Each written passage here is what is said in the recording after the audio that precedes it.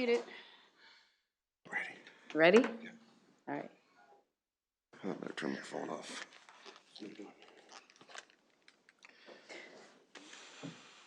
I'm ready. Yeah, I'm ready.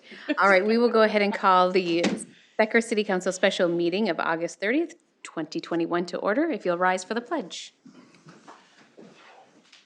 I pledge Allegiance to the flag of the United States of America and to the republic for which it stands, one nation, under God, indivisible, with liberty and justice for all.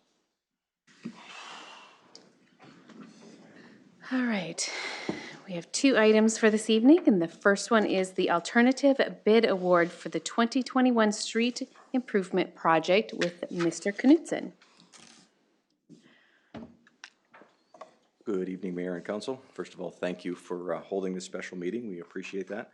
Again, we're here to talk about the alternate, and just to give a quick background before I turn it over to Randy Sabart, our engineer. We're working on a couple of different options here. One, we're partnering with Vonco on the overall cost of the project and some things that they would like to see added into that. So I'm going to give you an update on that after Randy goes through some of the road reconfiguration because of some of the easement restrictions that we need to work within. So I'll let him go through and re-describe the project.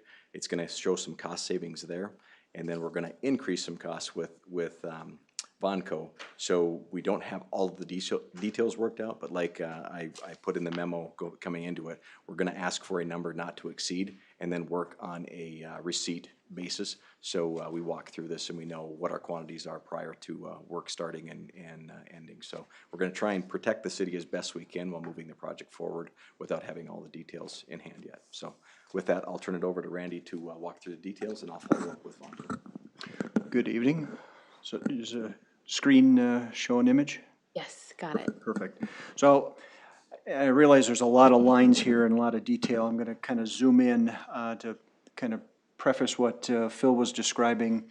The alternate as bid, when we bid the project, we had assumed a certain amount, or I should say the design considered certain lane widening.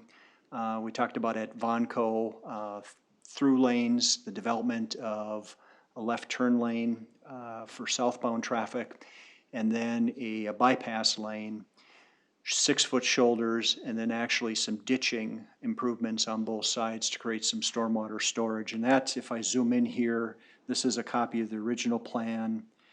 And what you see in the aerial image in the background, this is Vonco's exit, and their entrance is just right off to the right-hand side of the page. So try to get you your bearings. So to the right is southbound and to the left is northbound. And so this geometry shows that we were developing a left turn lane. This lane here between the solid black lines would have been the through lane. And then there's a shoulder, and then all of these parallel black lines were contours for the ditching. But the important part that I wanted you to visualize here with the original design, we had a 6-foot shoulder, a 12-foot through lane, a 14-foot left turn lane, the development of what we call a gore area. This is pavement striping that you notice the yellow bolt lines on the road. That's a 3-foot gore area, and then a northbound 12-foot lane and a northbound 14-foot wide acceleration lane. And then the ditching on each side. Now, as you might imagine, with this amount of widening, it was going to require additional easement on both sides, the XL Energy side and the Vonco side. Staff have been meeting with the various property owners, including Vonco, XL Energy, and some of the other large acreage landowners as we were bidding the project. The most recent discussion with Vonco and the adjacent property owners in terms of a desire of not seeing additional easement being dedicated or not seeing any tree loss associated with the ditching that I'm described. It's causing us to have to skinny this up a little bit so we can fit it in the right-of-way that you either already have or that, in this case, XL and Vonco are willing to grant. So the change that I'd like to illustrate, I'll zoom in again, so hopefully you can remember some of those earlier dimensions, but what's different now, instead of the 6-foot shoulder, we're showing a 4-foot shoulder. 12-foot through lane that's southbound, a 12-foot instead of 14-foot left turn lane. Instead of that 3-foot gore area, we would just have double solid striping, so a little less separation there. Still a 12-foot northbound through lane, no acceleration lane. So traffic that would have come out of Vonco would have got into an acceleration lane. We have to eliminate that, and then a 5-foot shoulder. So that's what I mean by skinning up the geometrics. So we're still able to accommodate the through and the left turn lanes, which is important, but we will have to omit the acceleration lane. The acceleration lane, isn't that kind of important also? You know, in the order of what would be our preference, yes, having an acceleration lane to account for the truck traffic, that's important. The fact that we have traffic today getting out, you know, northbound traffic getting on today, the operations would be similar to the way it exists today. So in one respect, we're not making it worse from a traffic perspective. But I would agree with you, Mike, that if we had our preferences, we'd like to see the acceleration lane, but we still have to reconcile what can you fit within the right of way that either you have or a party's willing to grant you. And in this case, without having that additional right of way, we can't fit it all in. And I wonder if Vonco even made a thought process of when their trucks leave, if majority of their routes go south, the acceleration lane may not be as important. And the same would apply, you're right, in terms of a split, because we don't necessarily have room for an acceleration lane going to the south either, so that I think most operation. of them do go south when they come out, don't they? They've described that the majority of the traffic has come from County Road 11, but we haven't seen any, you know, specific traffic numbers. The traffic counts that the city collected a year ago, I think it was a year ago, showed a fairly decent split or a 50-50 split between traffic northbound and traffic southbound, so it's fairly close. The other thing that you'll notice, at least in this drawing, all those lines for the contours that we were showing, we've removed the ditching that was on the east side of Sherburne Avenue. We are still planning for the ditching on the south side, west side on the XL Energy side. So I'm going to advance to the next page here.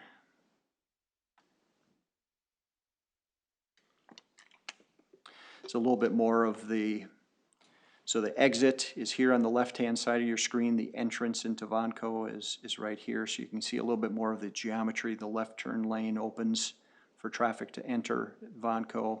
The through lane continues here to the south. And then the 4-foot shoulder.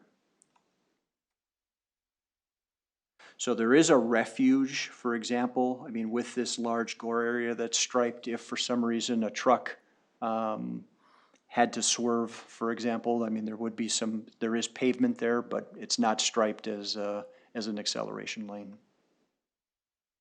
So 4-foot shoulders, I mean, is it a shoulder and then it's gonna fall off into a ditch? And then it goes into the ditch. So if I go to a cross-section view here for you, so we'll look at the cross-section right around 106.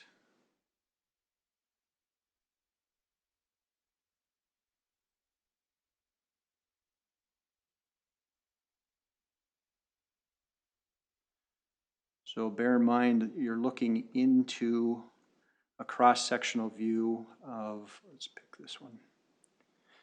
So as we're looking into the page, we're facing southbound. So Vonco is on the left-hand side, XL Energy is on the right-hand side. And so, Rick, to your question, here's the shoulder area, and then you go down into the ditch.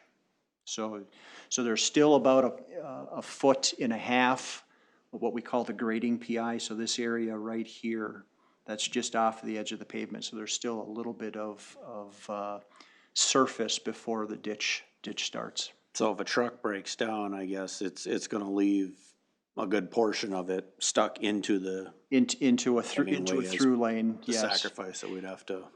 And that's similar to today's conditions. So when the road was built in 2005, there were 5-foot shoulders that were planned for at that time. So still not enough for refuge for a disabled vehicle.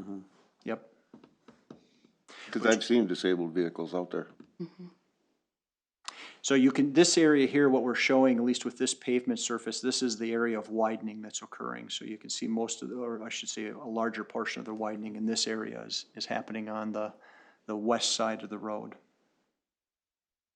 That existing dash line that you see represents the existing ground surface. So you can see there's not much of a ditch out there today. And in some areas, if I can show you another example, the reason why we are doing the ditching improvements,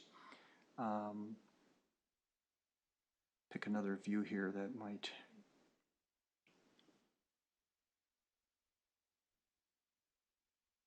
You're saying we might get some rain again here at some point? Well, other than this weekend? anticipating that we'll get some more rain at some point, and if not rain, maybe it's snow melt. Just hoping that there would be a better view here that I could show you. And why are we narrowing this up now? More than what you wanted? Because the property owners to the north have indicated that they're not willing to dedicate additional easement to the city. They're concerned about tree loss, their windbreak. So, and that's what would have been necessary to widen this, would have been to have additional dedication of easement by property owners on both sides of the road. So, cities would typically ask first in terms of whether or not they'd be willing to donate additional right-of-way or the city purchase it. As you know, the far end or the extreme of that situation is to use your powers of condemnation to acquire it through, you know, a condemnation procedure. It's our understanding that that was a direction staff and the council wasn't comfortable with in terms of going that far to force the issue, but that's what would have had to have happened next if you were going to acquire. So Vonco's not willing to? No, Vonco is. And, Oh, and we're okay. widening through Vonco's area. It would be north of Vonco. Okay, okay. Where the bulk of that acceleration lane would occur. That doesn't fit. Okay, then I'm okay with it, I guess. So a typical rural cross-section kind of looks like this one, where you see the dash line, we come up, the road is perched, and you've kind of got, you know, vertical separation between the road and the ditch bottom. That is kind of the typical condition we're looking for.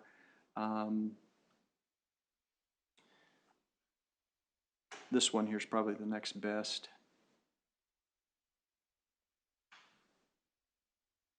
You look at the existing ground in these scenarios here, there's really just not that much elevation relief between the road surface and where drainage is. And so when you think about winter maintenance operations, snow plowing, and the snow's getting stacked up on the side, and then when it melts, that tends to sometimes freeze on the road. So the more that we can create in terms of ditch storage for both snow and drainage, the safer the operating conditions of the road. So that was a pretty quick high-level description of why we're looking at changing the plan.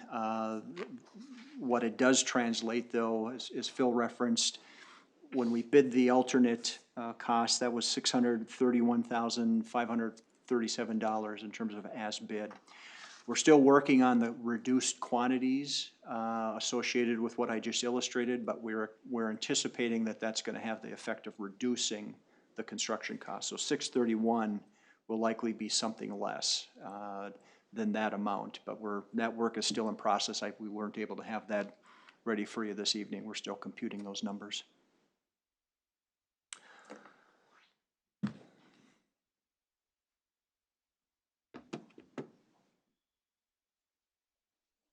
And then along with that, those numbers of the actual alternate, the road construction, we discussed the Vonco request, which is, they're doing a 50-50 cost split with us on that. What they've asked is that we add a few more things that were outside of the scope of the alternate contract. Namely, they would like to see us go to sod versus seed. The biggest issue is trees. We're taking down a lot of their trees, and they would like to do some replants. Most of those replants would occur on the east side of their fence line, so it stays out of the right-of-way, out of the clear zone, and out of any power lines. We're also looking at an alternate with XL to trench the power in. We got a quote from XL to increase the cost by $15,000, which was lower by a considerable amount lower than we thought it would be to bore that line underground. So we would entertain that from a safety standpoint. Not having any poles there would be a good thing as well. When it's all said and done, we think some of the things that are called out, the fiber optic line that Vonco put in play, is a private line that they paid to put in. We've got it identified. We think it's out of the construction zone. We don't think there's going to be an issue. We did put money in the expected cost just in case. So we're asking tonight to award the alternate with a worst-case scenario of $781,000. We believe with these changes and the inclusion from Vonco, we're probably going to be at or lower than our original alternate bid of $631. But we can't stand here tonight with tangible dollars and say we know that for sure. The commitment that we have would be to get those engineering estimates back, get a signed agreement with Dunnex on the construction, and try to identify as much as we can with Vonco, and then work off of contracts and agreements with the subcontractors on the irrigation, tree costs, stuff like that. The agreement that we put in place on a verbal with Vonco at this point in time is we reserve the right to reject any of their bids and seek a additional bids if we need to, because we've got good sources for landscaping, irrigation, and tree as well, so we can hold them accountable. I don't think there's going to be an issue, but we're just trying to, again, hedge the bets so we're not going in there with just an open check and say, here, fill it in as you see fit. So, Can we, maybe as an alternate, if they have a preferred contractor or whatever, and let's say the preferred contractor is 25% more, can we say, okay, well, we can usually get it done for this, we could offer that in cash, and then if you really wanna go with your preferred contractor, you have to pay the difference? yeah, Is that- they've to that point, there's a couple of things in play, even the trenching of the wire. They said if the city's really opposed to that, that's something we would entertain ourselves if we needed to. We'd love to be able to partner with it. So there are some stuff that they're trying to go in, like we said, a 4 to 6 inch tree. You know, if they want to bring in something that's bigger than that, knock yourself out, but we'll pay X for each tree. You know, so if they want to do something on a couple of, masterpiece trees or something like that for their entrance, we're not going to just eat the bill on that one, is what the thought is. So.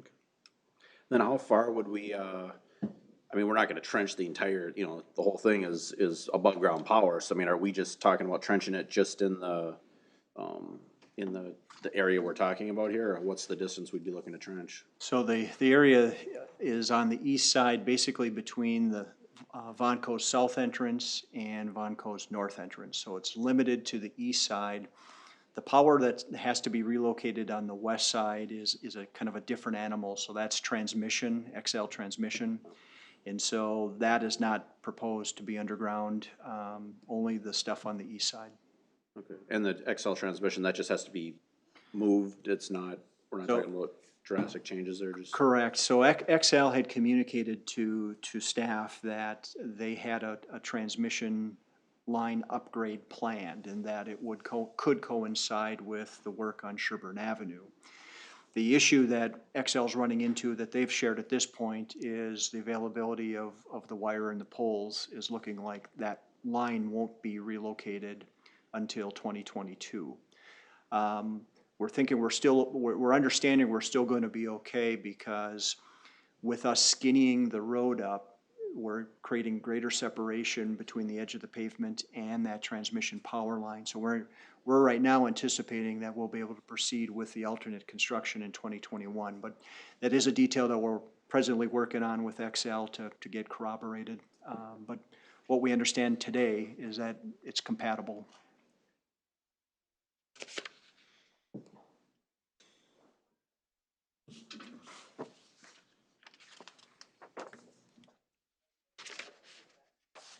All right, any other questions?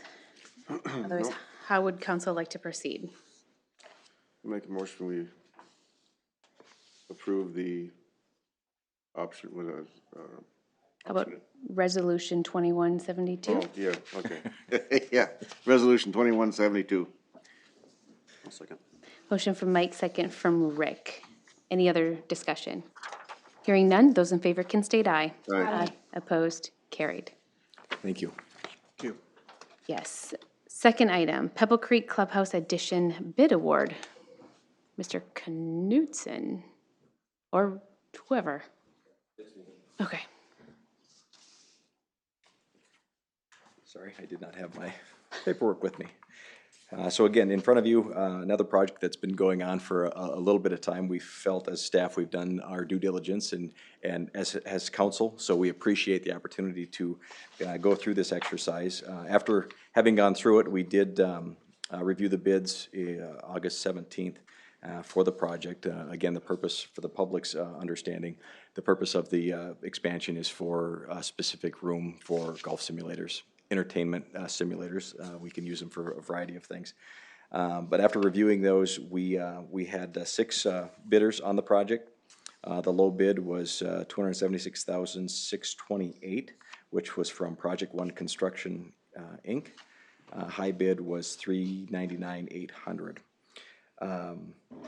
After looking at this, if you recall, the project is broken into 2 parts. One of them is an ADA entrance and parking portion of that, which was, it came in at 28,000, I believe was the number.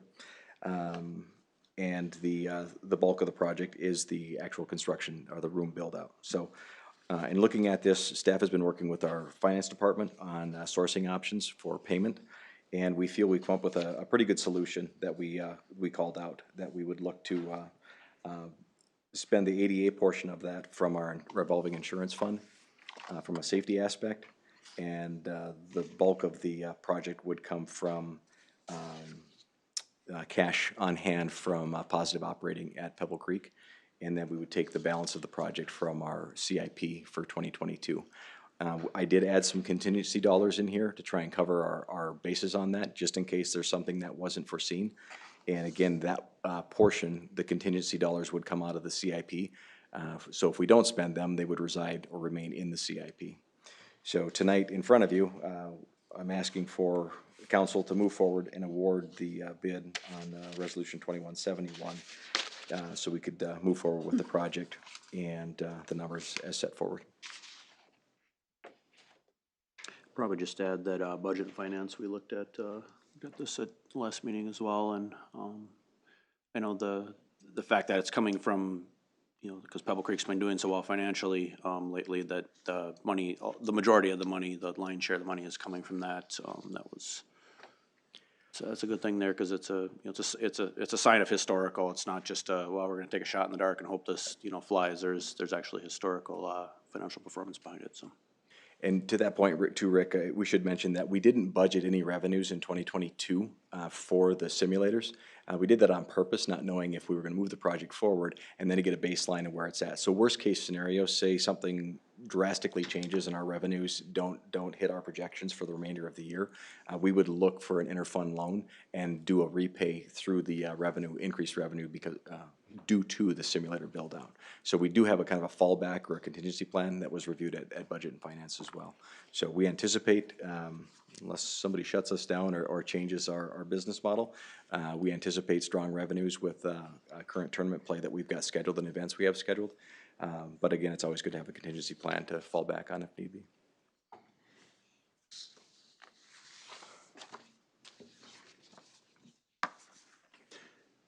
Well, I'll make a motion to approve Resolution 2171, awarding the low bid for the simulator room build-out at Pebble Creek. I'll second that. Motion from Rick, second from Mike. Any other discussion?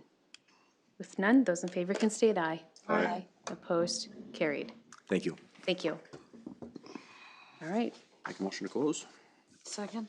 Motion from Rick, second from Robin. Those in favor can state aye. Aye. Opposed? We are adjourned at 6:01. All right. Right on time. Well, we would have been early, but I don't know. Yeah, some people- Mike would have drove